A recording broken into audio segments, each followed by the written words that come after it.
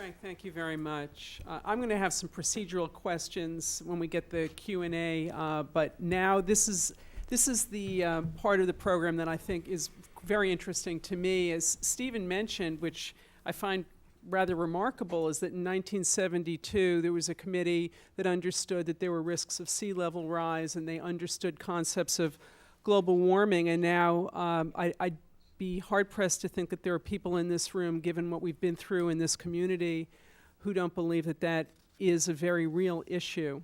I'd like to give you a little bit of a background about Adam Welchel. He's got a fascinating background, I must say. Adam is the Director of Conservation Programs at the Nature Conservancy.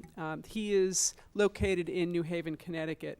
Adam has earned degrees in wildlife and fisheries ecology at the University of Vermont, his master's in ecology at San Francisco State, and wetlands science at the University of Delaware for his PhD.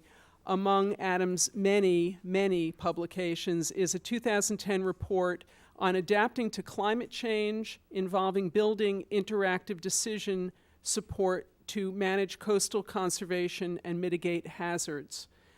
Tonight, Adam will address the impacts of projected weather patterns and sea level rise on waterfronts and waterfront communities such as ours. We'll get a look at computerized projections of weather and sea level rise for the Westchester shoreline communities fronting on the Long Island Sound. In keeping with the topic of updating Mamaronec's waterfront program, Adam will discuss methods for long-term sustainable coastal development to assist us in planning successfully for the future. Please welcome Adam Welchel. Great, thank you very much, Beth. Well, I grew up in the hills of Connecticut, and once a year, swimming and running through forests and doing all kinds of crazy stuff as a kid, once a year, we'd go down to Long Island Sound, and my folks tried to convince me that it was actually the ocean or an estuary. I didn't know what an estuary was, but I could see the other side, and in my mind, it was nothing but the largest river in the world. And I love that. I love that idea that you can hang on to the wonders and the magic of what you see as a child. And I've had the benefit of bringing my kids down to Long Island Sound and having them experience the wonders and the magic of the estuary of my childhood. Now, it stuck with me, and I've done a lot of work in a lot of different places, but it's always involving estuaries. One thing that I've noticed in a lot of estuaries that I've worked in, and I see it particularly now when I bring my kids back to the same places that I remember as a kid, is that there seems like there's a lot more people around. Just a lot more going on. There's a lot more stuff happening. It's been getting me thinking about my career has been very much focused on the ecological resources of a place like Long Island Sound and thinking about how do we get away from this idea of us as environmentalists thinking about only the natural resources or only that critical sparrow species or that very, very important turtle species, and how do we start thinking about working with and for people, and this idea of people and nature, and thinking about how nature's benefits can advantage us, those of us that live along the shore, and can provide us with solutions to some of the issues that are ever growing along our coast. So in my work with the Nature Conservancy, we started thinking hard about this back in 2007, and we were getting frustrated. We recognized that this climate change thing was out there, and we wanted to know more about what are the impacts going to be from changes in sea level. Not only that, we wanted to know more about what are the changes going to be from storm surge and increased frequency and duration and intensity of different storms. Because we had made a significant investment as a community and as an organization in a lot of critical natural resources around Long Island Sound and up and down the coast of New York. So we were frustrated. We wanted to know what were the projections here so that we could get a handle on what's going to happen in the future. And so we started going about that, and we quickly realized that, hey, it's not just about resources, it's about people. And because there are a lot of people that live along the coast. And so we started thinking about how do we create something that will be both compelling, science-based, and something that people can plan with, envision the future and visualize the future and plan about towards the future. So we set about creating this thing called Coast Resilience, which is a web-based tool that's effectively a decision support tool for people that need to make decisions in local municipalities around the entire circumference of Long Island Sound. At the core of this program is this idea looking at coastal climate adaptation, thinking about ways that we can prepare and protect ecosystems and reduce the severity of shoreline change to coastal communities. We think a lot about this idea of what are the benefits of salt marshes, the protective capacity or the defense or the filtration or the wave attenuation, anything you want to say, things that protect our coastline that are already there, oftentimes providing these services and benefits for free. Now, given all of this idea of trying to protect the ecosystem and the multi-objective kind of planning approaches that Steve had mentioned, I think it's a very natural fit for something like the LWRPs and not only the plan but also the program. And looking at, the definition of these things. The multi-objectives, we're talking about nature, we're talking about the public, we're talking about working waterfronts in developed areas. And where do we find that balance as we look forward on things like sea level rise and storm surge? And again, I think one of the really critical pieces of this, and we see it all the time as we go around and interview and spend time with communities in Long Island Sound, is you have these different levels of government. You have the federal government, you have the state governments. You guys have counties in New York and Connecticut. We don't have county structures, so maybe that's a good thing, maybe that's a bad thing, I don't know. But we have regional planning authorities and we have towns and we have villages, we have boroughs. I got the impression that this is a very complicated piece of Long Island Sound with all kinds of overlays and interesting intermixing of different local governance structures. But this is really at the heart of what we're trying to do, provide information in a science-based way that can help local communities plan for the future. Our program is broken up into 4 different steps. The first being awareness of the information that's out there. This idea of helping towns and communities think about what's at risk and how they're vulnerable. Defining choices and developing kind of solutions that could be implemented, and then of course taking action. And again, it's both a website and a tool. It's chock full of information specifically designed for this intended purpose. So the hypothesis behind this whole approach here is that if we can compile and generate information in a comprehensive way, that the folks who need to make those hard decisions about people's livelihoods and natural resources and property values and things of that nature, armed with this information, they can make better information not only for the ecological aspects, elements of our coast, but also the social and the economic aspects of the coast. So the key underlining word here is resilience. How can we prepare ourselves for the kind of changes that are likely in the future so that we continue to have vibrant, sustainable communities along the shores of Long Island Sound? You can go to the website, coastresilience.org. There's a number of different geographies that are hosted here, including Long Island Sound. You can link directly to that. I'll mention that there's quite a bit of information in here. There's actually a page called What Can Be Done, and I'll highlight that on the way out of this talk. But the one piece that's embedded in here is a visualization tool called the Future Scenario Map.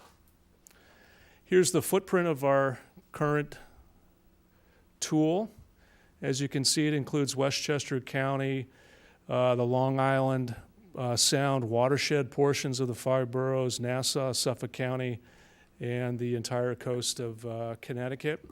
There are some critical partners in here that I need to mention quickly. NOAA Coastal Service Center has been the brains behind the hurricane storm surge information that's built into the tool. We've got the downscaled sea level rise data coming out of Columbia University, NASA, Goddard Institute of Space Studies, the various information that Plan NYC is using. So it's not the off-the-shelf sea level rise projections. This has actually been downscaled or locally applied to this specific part of the world. So this is the best available scientifically derived information coming from a highly credible source. The what can be done section of the tool that I mentioned was compiled by Pace Law University Law School right here in this neck of the woods. Great people, very smart attorneys and land use policy folks that have compiled a lot of information that's built in here. And then we also have a partnership with the Association of State Floodplain Managers, which is an interesting approach. They are very much in tune with some of the analysis that FEMA requires folks to use as you begin to assess what the replacement value or the replacement cost would be of structures that are impacted by either sea level rise or storm surge. So a good suite of folks all built into this package called the Coastal Resilience Tool. At the beating heart of this thing is, as I mentioned, the sea level rise data as well as the storm surge data. It's designed to provide some choices.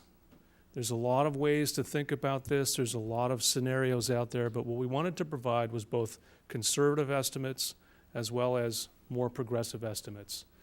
And so we've got 3 different time steps here, 2020, 2050, 2080. And we've got 3 different sea level rise scenarios, high being perhaps outside your comfort zone in terms of projections of what sea level rise will be over those 3 steps, medium, and then conservative. And then, of course, you can look at not only sea level rise projections, but you can also look or storm surge, so you can combine the 2. This is Mastic Beach on the south shore of Long Island. Pretty shocking, pretty overwhelming. We tend not to show maps of, when we do presentations like this, we tend not to show maps of your specific community. We like to show other people, whether that's good or bad. But you can look through time here. This is really at the beating heart of it. Just giving you a sense. One of the things that the town planners really wanted to see was the ability to look at one scenario on the left-hand side and one scenario on the right-hand side. So you could compare scenarios and generate maps that could be instructive for awareness and information provision. It's chock full of information, ecological, social, economic, critical facilities such as police stations, schools, etc. And it's got a lot of land cover information, as well as some of the new DFIRM maps from FEMA. It's got things like social vulnerability indexes, looking at what the demographics are for various communities. Where is your population over 65? Where is your population under 5? Where are the renters versus owners? A bunch of critical information that really is important when you start planning for the kind of changes that will happen in a particular community. Quite a bit of information, again, using HAZIS, which is a standard FEMA approach for calculating replacement value of losses associated with storms. We've got information in here that will give you a sense of what percentage of loss could be expected from various scenarios in the population census blocks. Again, I mentioned the critical facilities. The new FEMA digital firm maps are built into this. This is really a critical layer to have, obviously, because there's a lot of federal regulations built into this particular layer, as you all know. So great, so you build this thing. You're showing me, what's going to happen in the future. Well, how does that help me? Well, beyond the what can be done section, we've really put a lot of time and energy into thinking about the kind of scenarios and combining the information in such a way that it helps think through some potential choices. Of course, being the Nature Conservancy, we're very interested in natural resources protection, but also blending that with how can these resources help us have a more resilient community, thinking about nature's benefits. Of course, emergency managers are all over this. They're all about it, thinking about egress routes and which communities will be impacted because they haven't had the ability to see it visually laid out on a particular map. And I think the one that I think is probably most appropriate for this evening is thinking about planning and development and future growth strategies, whether it's along the shoreline or it's the entire community going back from the shoreline. And thinking about how the risks associated with this kind of information can be built into such things as the local watershed revitalization program, and just really being aware of it. It's at this stage, I think, is just information and awareness. Whether it's acted upon as another issue that often is outside the realm of whatever information is provided. But we're hoping that people will spend some time with us and get a sense as to what potentially could happen. And all the methods and the metadata, as the GIS folks likes to call it, are all built in there so you can understand where it's coming from. So now let's take a look at, I'm breaking my cardinal rule here, and I'm going to show you some shots from your community. So one of the great things that I heard this evening is the fact that there are multiple towns working together collectively to think about a collective approach to planning forward for the community. Too often, and this drives me crazy, towns think about themselves because that's their mandate, that's what the elected officials are responsible for. But there's a great opportunity here, I think, to think a little bit more regionally and link up, particularly with this issue, because when you think about the likely scenarios and the potential solutions, we're all in the same boat. And if we can think about this together and combine expertise and whatever it might be to make this thing go. So you can look at multiple towns. This is a 2080 high sea level rise scenario for your neck of the woods here. You can go right into a single town and begin to look at what the potential projections are showing. Again, these are not predictions, these are projections. I think that's a critical element to be carrying around with you. Too often I think we grab onto maps and visuals and say, that's it, that's the prediction. These are projections, right? And what we know about climate science, and I'm not a climate scientist, but I never go anywhere without one, or I try not to, is that this science is evolving, and we need to be looking at this on a 3 to 5 year basis. So this is the best available information. This is vintage 2010, so we will be redoing this over time, but this is what it is today.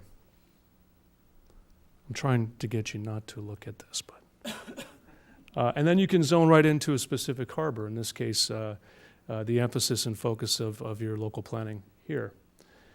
This is a Category 3 hurricane. You'll notice that there are some deep blue, a color ramp here. The deep blue is where we have the highest confidence that these areas will be flooded under this type of scenario. As you move out into the other colors, it becomes, we're less confident about that. Again, we're trying to build science in here and be responsible purveyors of information. Again, there's further methodologies listed in the report. As I mentioned, this is using the HAZIS Level 1 analysis for FEMA. You can begin to look at what percentage of building loss will occur in various population blocks in your particular community. For example, in this part of the coastline here, you're looking at anywhere from a 21 to 40% loss with a Category 3 hurricane. Again, it's not exact, but it is important information that I would think would need to be at least considered. Again, the what can be done section, there's actually a section in here. A lot of my colleagues work in Long Island, and we've populated this with information regarding shoreline management plans, as well as local waterfront revitalization plans and post-storm redevelopment programs. I think that's a critical element that we don't often think about, and I would hope that as you go through a comprehensive planning process and thinking about consistency and multiple objectives, there would be some attention placed on what do you do after a storm, a big storm, and how does that factor into your long-range planning for a particular community? That's a critical ingredient that I think we don't think enough about, and oftentimes it provides opportunities as well as challenges.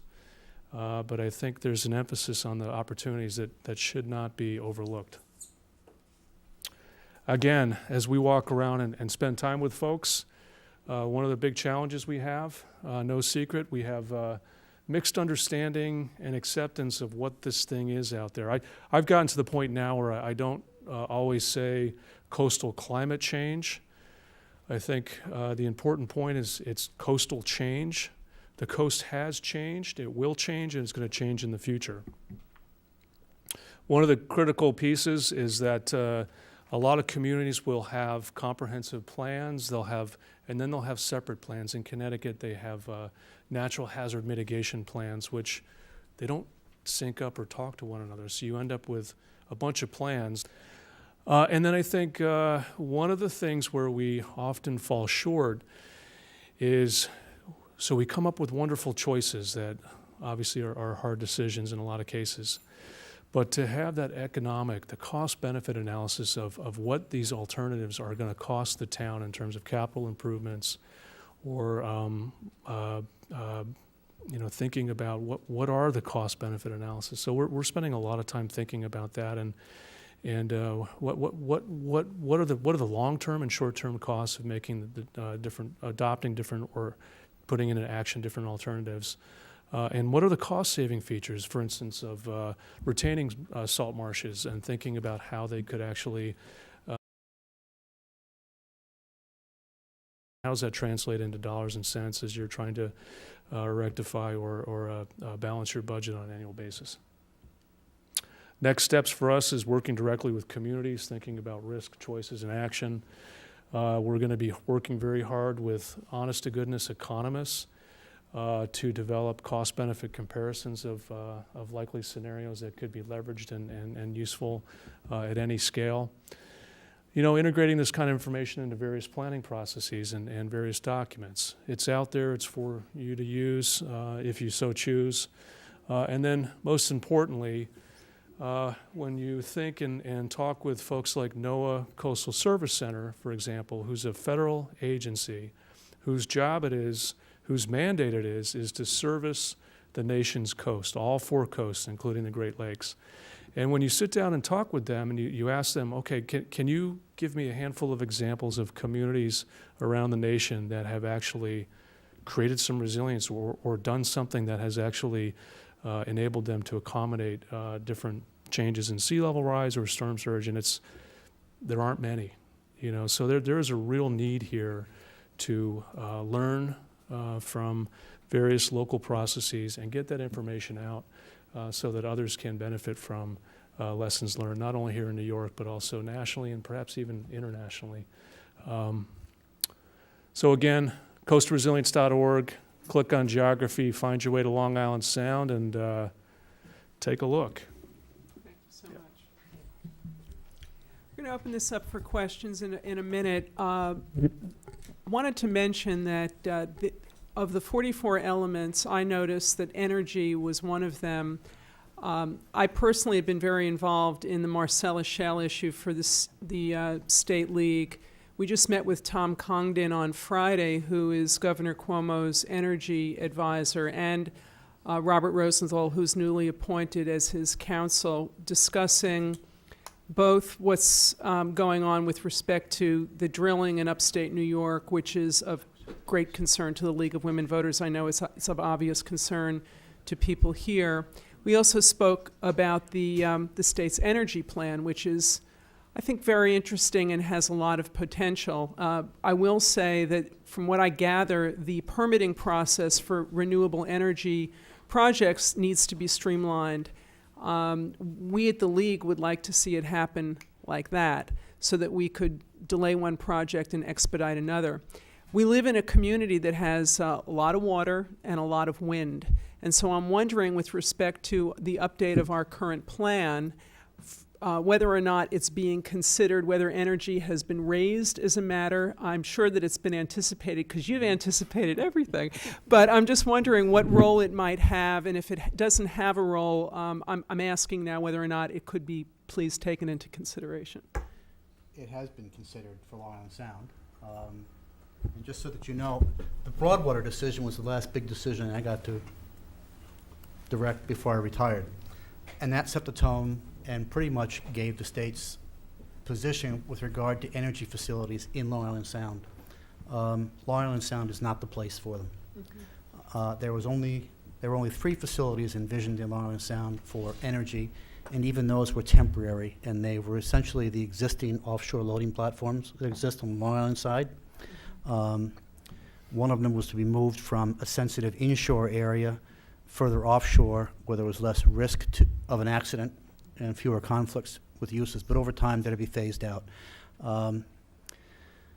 That policy, if you will, of not to industrialize Long Island Sound also applies to some degree in the Atlantic Ocean until you get outside the territorial limits of the state. And I mentioned earlier on what a water-dependent use is. A wind energy generating facility is not water dependent. It doesn't belong in the coastal area on the water. It can function on land, or if you take it outside of the territorial limits of the states and or the United States, and I'm not making this a NIMBY type concept here. Think of the nearshore area, and when I use the term nearshore here, I mean within a few miles of the shoreline. I said before, it's the most physically dynamic, the most biologically productive, the most populated, and overall the most sensitive part of the world. We have more conflicts than you could write down in a year of trying to list them in that area. The best way to deal with reserving important space for important water-dependent uses and protecting sensitive natural resources and protecting and avoiding conflicts between uses is to move these things further offshore where we don't have the conflicts, where the resources are not as sensitive and won't be as significantly impaired. Long Island Sound doesn't meet those sorts of criteria. It's too busy. And it's too impaired. Just so you know, you said before that I spent the first part of my career in the field. I lived on the bottom of Long Island Sound for 5 years in an undersea laboratory. A good friend of mine who used to be the dean of the Marine Sciences Research Center at SUNY Stony Brook used to get up and say that water quality or the quality of Long Island Sound has improved tremendously in the past few decades. And I agree that it has, but only from a human health perspective. As an ecosystem, Long Island Sound is continuing to crash. And as researchers, we don't even know what kinds of questions to ask to understand what kind of research needs to be done to get a better handle on understanding why it's continuing to crash. We are so far behind. From a little perspective there, Long Island Sound needs a lot more done to it to improve on the land side and on the water side. New industrial energy facilities, whether they're clean energy derived from wind or solar powered, just won't work in the water, in the Sound. And that reflects state policy. Many state policies, not just natural resources protection policies, but also those pertaining to water-dependent uses and avoiding conflicts among them. Thank you. Are there any, do we have any questions or any statements from people in the audience? Because this is for you. There's a microphone here if anybody would like to come and say any few words or ask a question.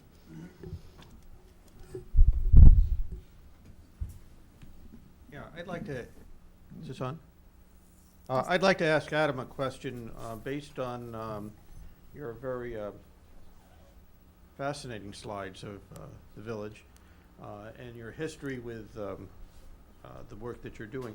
If you would say, if you could give us 3 or 4 main things when you have all this information, what you think should be done with it in terms of an LWRP revision, and what are the biggest pitfalls that we fall into by not doing it?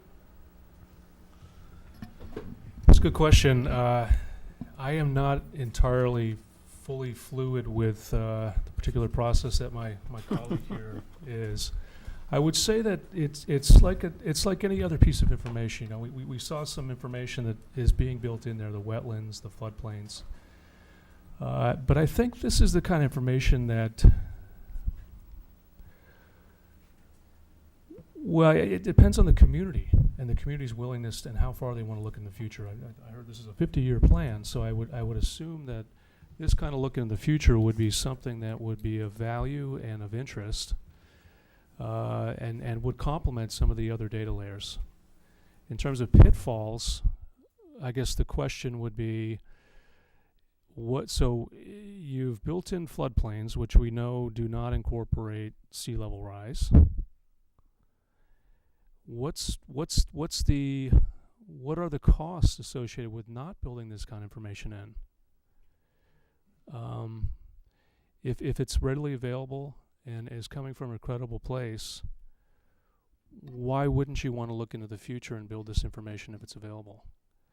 There may be other confounding or other types of considerations that are at play in a particular community that would negate the use of this kind of information. But I don't know, I'd be interested in what your comments are on that and related to this particular process. For me, as I mentioned to Paul Ryan as Adam was presenting the slides that I deliberately did not bring aboard on the Hurricane 3 sort of analysis of the village of Mamaroneck. I will show it to the committee tomorrow night because it as Adam said, there are various projections, but I will give you one example that's not Mamaroneck based, but I would say a most important thing is to not propose projects either in an LWRP or a comprehensive plan where you have this data. And I'm going to give you an example of one that may sound a little bit outlandish to you, but it's in another jurisdiction that I'm very familiar with, so I'll use it. We have all these hurricane, level 3 maps from Columbia, from the Goddard Space Center. Plan NYC has them. And you can see them for all of Jamaica Bay. There happens to be a very big resource near Jamaica Bay, and it's called John F. Kennedy Airport. And I was astounded 2 months ago, and then last month at the Regional Plan Association conference to hear an organization as tremendous as RPA is and thoughtful as they are, and I'm a member and I'm a supporter, and the Port Authority of New York suggest in an official plan that they must, in terms of expanding New York City's airports, expand 2 runways at JFK. And in order to do one, we'll have to fill in a part of Jamaica Bay, a national resource, recreation resource, which would require an act of Congress. In addition to that, if you look and overlay those hurricane maps, the whole thing is affected by the maps that Adam shows. So we have one great not-for-profit group and a tremendous agency, the Port of New York Authority and New Jersey Authority, proposing a plan that directly contravenes all of this information. So they're looking 50 years into the future, but so is this information. It's building up to a real conflict, and the cost-benefit of that, I think, is beyond, one economist in our firm is looking at that, Regina Armstrong. She was the economist for RPA at one time and is now the economist for NIMTEC. This is going to set up something at a regional level that's very, very important to resolve. But at a Mamaroneck level, I would say something as small as Hampshire Country Club. It was sold last year. We have it zoned for R20. The town has it zoned for R30. Do we ever want to see that type of development in a critical environmental area, all of which is in a floodplain and a Hurricane 3 map? Maybe we plan ahead for that a little bit more, a la Bonnie Briar, or maybe try to mitigate that in the future. I'm not saying there's anything there that is proposed. There isn't. But we should look at our zones in the village in terms of these Category 3 hurricane maps.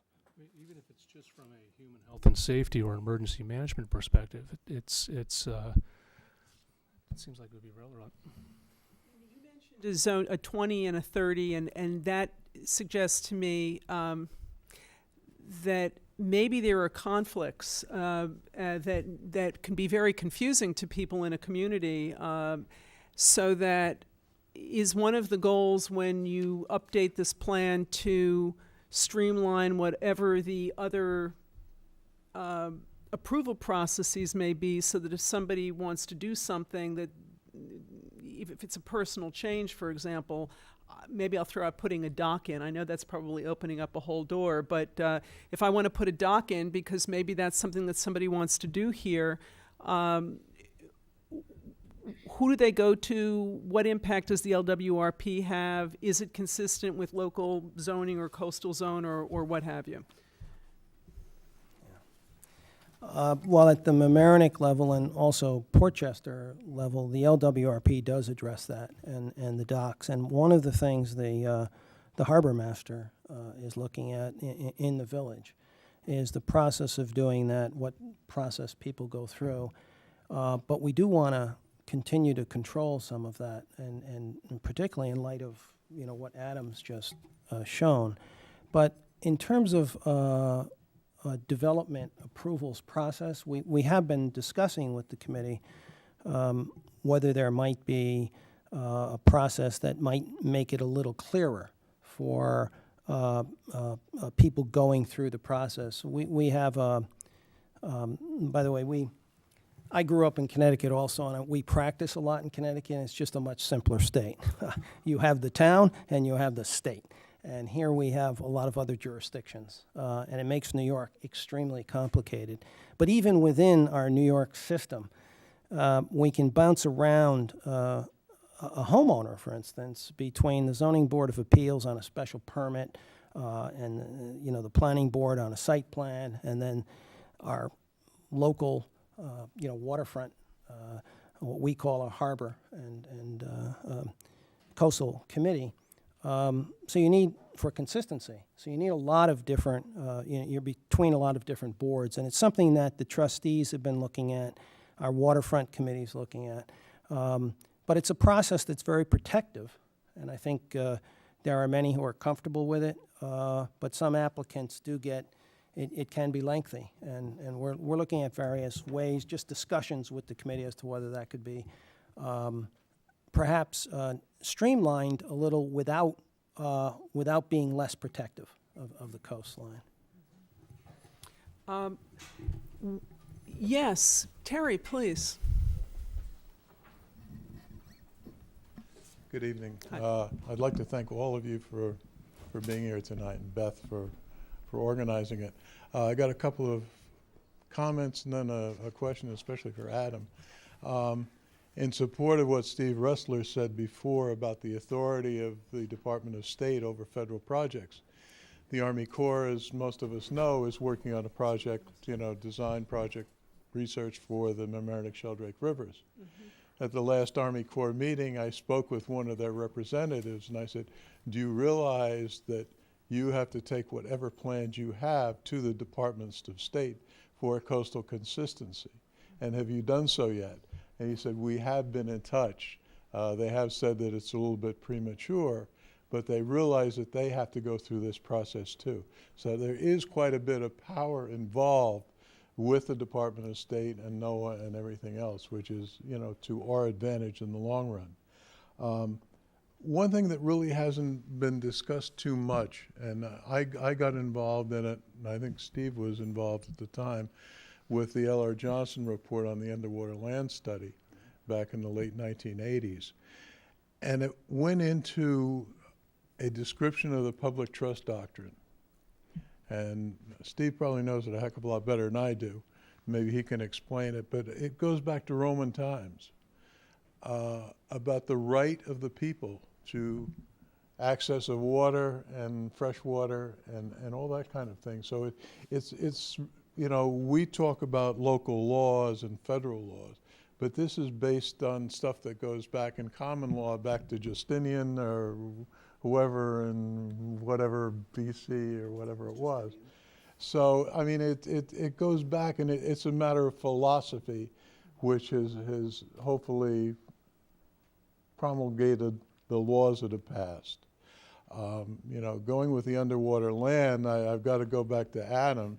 And of course, the underwater lands are a part of the history of New York State, and land grants from the Dutch down through the English and now managed by the Office of General Services. And again, you know, the state is the keeper of underwater lands, I guess, below mean high tide and all that. So I'm curious as to what the rise in sea level will do to property rights of people that now have land that's above water. My second question for you, Adam, is you've got the maps and tables on, you know, on flooding and, you know, the damage that will be done. The village of Mamaroneck is rather unique because we have the riverine flooding, which is probably more serious than coastal flooding, at least now. Is the coastal rise in level based on melting of the polar ice caps? Is that going to cause a change in weather and precipitation which will aggravate what we've already got as far as riverine flooding? Thank you. Huge, big questions. You know, the idea of when a state does adjust the high mean water line, or depending on whether you're a low or a high state, that essentially, correct me if I'm wrong, is a transfer to state ownership.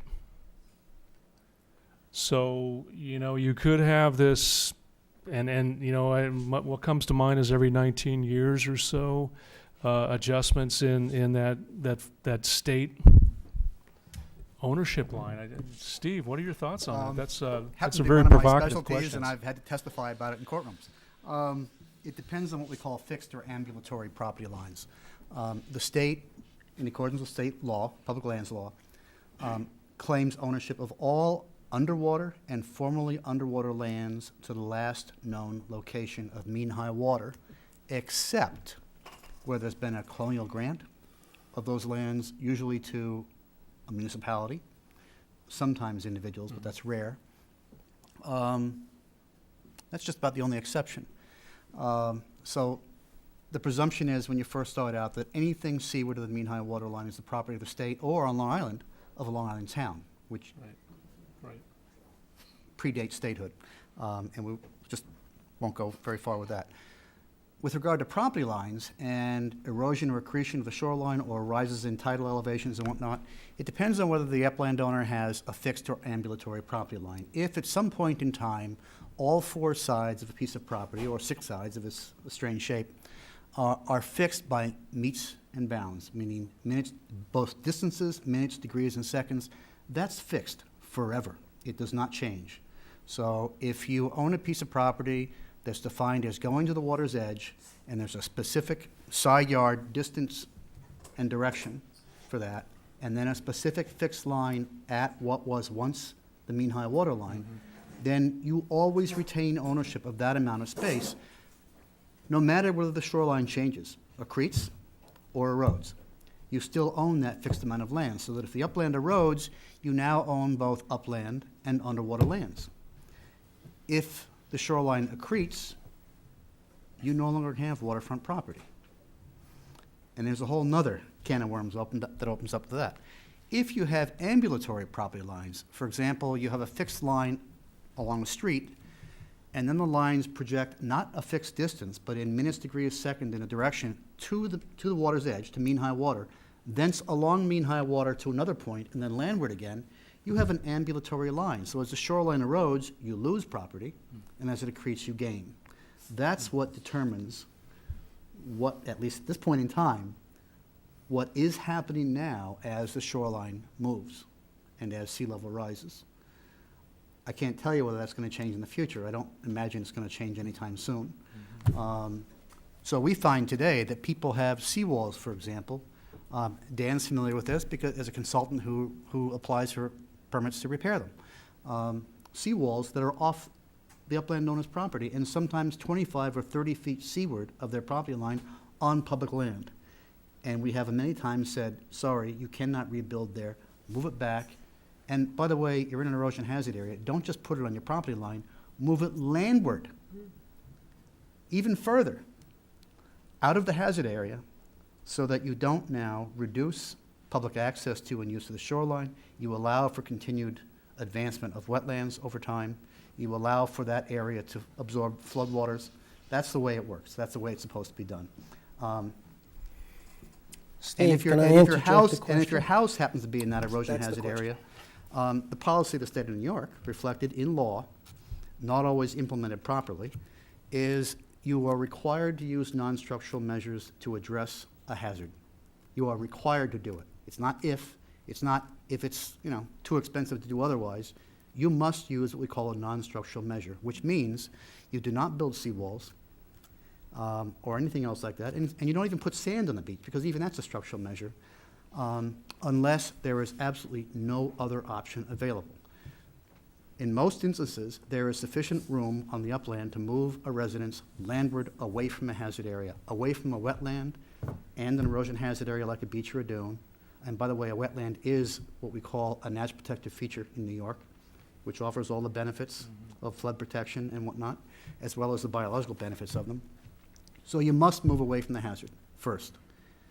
That includes, if you have to, let's say you have a 4,000 square foot home on a barrier beach.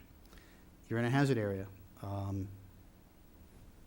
It's been damaged to some degree by a storm. You should not be rebuilding in the same place again. You should be moving landward, either completely out of the hazard area or as far from it as you can get. And if that puts you right in your front yard setback, next to a walkway or a street, then that's where you're gonna have to go, and you ask for a variance from that front yard setback to put the house there.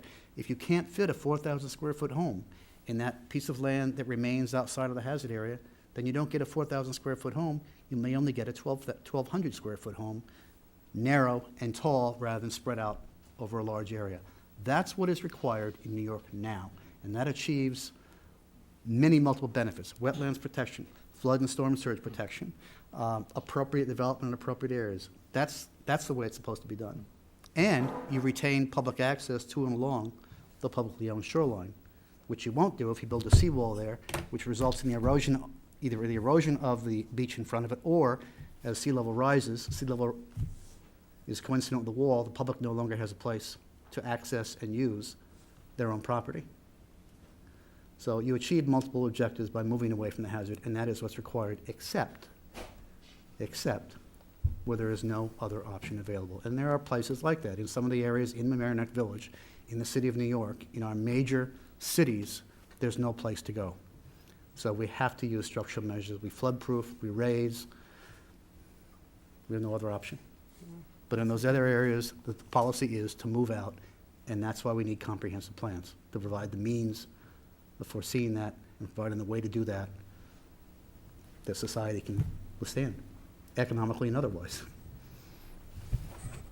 Terry, thank you. Do you need that adjusted, or you got that? My comments may seem very juvenile compared to the esoteric discussion we've had, which has been very informative and made me realize how much studying I have to do. But let me just say that the previous questioner brought up the issue that I wanted to bring up, the river watershed and what it will do to all of us. It begins in White Plains for one place, and it will affect the coast, there's no question in my mind. We've come a long way from when I first moved to the town of Mamaroneck, which we didn't include in the discussion very much, and I would take my children to Harbor Island to swim, and after a few years we had to stop because the boats would deposit oil, and it took a few years for the village to say you can't do that anymore. I had to stop using Harbor Island. So we can move along and improve. But I do think that the question of the watershed is very important because that's going to impact the coastal areas. And I think you have to include the town of Mamaroneck and the village of Larchmont in your considerations.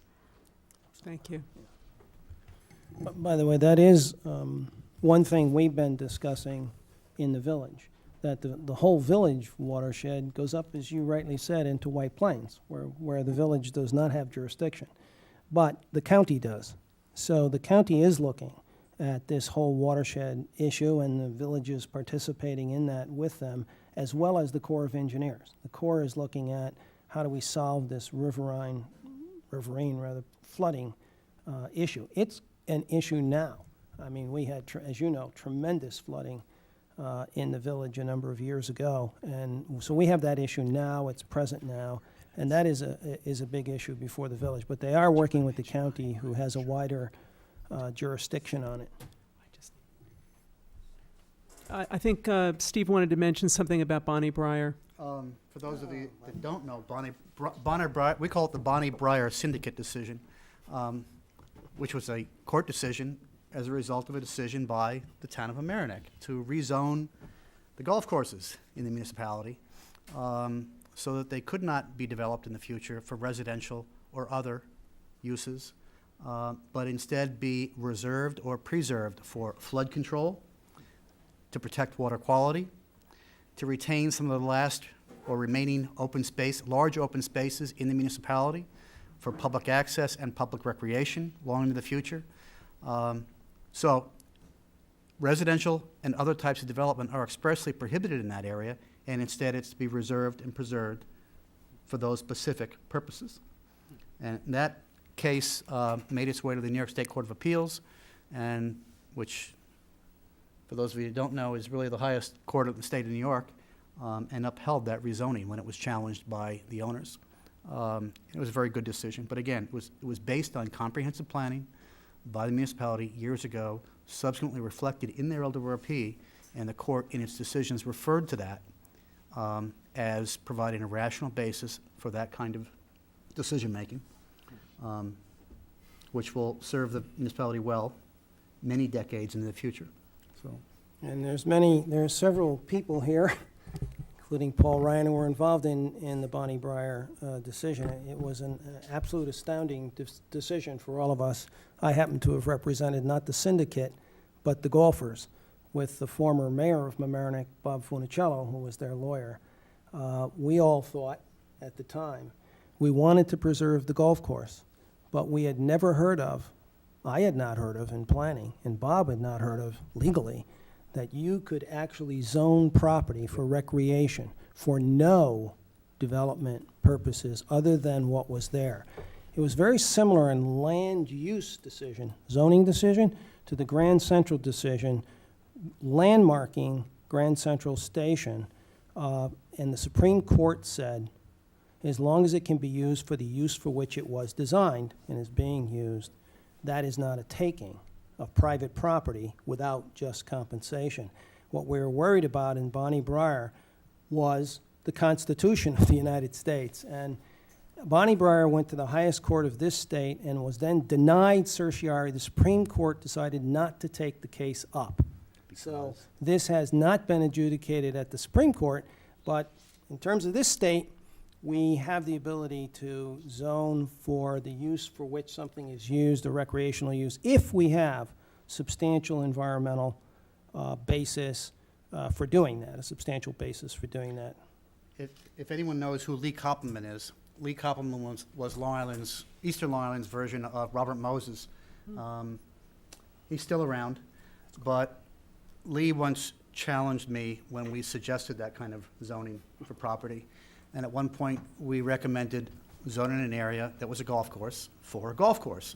And Lee said, "Are you out of your mind? There is no economically viable return there." And I said, "Are you telling me that Pebble Beach isn't economically viable? The Pebble Beach Golf Club? It certainly is." And we've subsequently developed zoning for estuarine areas. And the category is estuarine 1, estuarine 2, estuarine 3, providing for only those uses that are viable in a water body. Estuarine 1, where you are only allowed to provide uses that support or protect natural resource values. Estuarine 2, supporting recreational uses that in areas that are somewhat impaired from a natural resources perspective, where those uses will not further impair them. And estuarine 3, where you can provide for more intense use of in-water spaces and the adjacent upland, privately owned areas where there are no sensitive resources at all. But you can do anything. You can zone an island and call it an island category and limit the uses on those areas, provided you're advancing some legitimate governmental objective, and you're doing it in the proper manner. You can zone anything almost any way you want to achieve those objectives, and that's important. We'll have one more question, and I think we'll end, and if there are any follow-up questions, we'll take them. Dan, did you want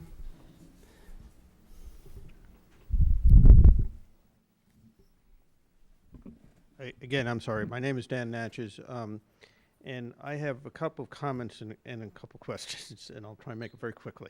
The first is, based on this discussion that we've just had regarding Bonnet Briar and Hampshire Country Club, the current draft of the LWRP is basically punting and saying that we're not doing anything about it because it's in a pending draft comprehensive plan that was proposed in 2008. It hasn't seen the light of, it hasn't been presented to the public and sort of sitting there. My suggestion is, and I think based on this discussion tonight, very significant, that if you are going through the LWRP revision, and there are 5 to 7 properties that are recreationally oriented, not as large as Hampshire, all of which should be taken under consideration for retaining that type of access. And I'd like to use the word or the term access by the public as opposed to public access, because one implies unrestricted access, and I don't know of any park in the United States that it has unrestricted access these days. So there are controls that you have to put on, onto access to make it reasonable. But I would think that a comprehensive plan or a comprehensive revision of the LWRP would definitely include a policy as to what should or should not be done with parcels such as in not only Hampshire, but some of the other parcels as well. Just simply saying it's going to be part of something else, I think, is punting and actually not coming to grips with what part of the charge is that has been created for the rezoning of the LWRP. So I strongly recommend that. I also like to follow up in terms of, I'm delighted we're having a couple of public workshops, but as one who was intimately involved in my youth with the original LWRP, because I only admit to being 25, one of the issues was including the entire public in the process of creating the LWRP. While you had a working committee of, I think, 5 or 7 people back then, what you actually had was a working committee of 33 citizens. Anybody who wanted to come, anybody who wanted to be part of not just commenting, but part of the entire process of creating, drafting, commenting, was not only allowed, but it was encouraged. And what we ended up with in terms of the LWRP was something that is, I think, served the village exceedingly well over the past 20 years. Where you go for the next 50 years, and actually I learned a great deal from listening to Adam. I had not expected to have so much insight from that. But it points up several things. In the maps that you were kind enough to show, Frank, in your presentation, which actually showed the FEMA boundaries, I assume, for the floodplains.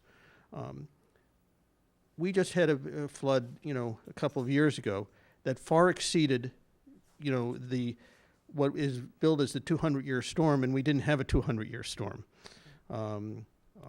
We've had, in my lifetime, 3 major storms where I can remember as a kid launching a Boston whaler just north of the movie theater and going all the way down Mamaroneck Avenue to what is now the Thruway, rescuing people from houses. It seems to me that we should be looking at a more comprehensive plan in terms of what are the effects, that we know, that can be documented. We don't have to go back, 20 years. We don't have to go back 10 years. We only have to go back 4 years. And you have, empirical evidence, including the closing off of the Boston Post Road by the overflowing of 2 of the rivers, where you could not pass for several hours. These are the types of things that, when you talk about what you do and where you go in the LWRP, should be in the forefront, not in the background. And lastly, but not minorly, if I may, and I have a whole list of things, but which I'll be happy to share on the 11th with you, or if not before.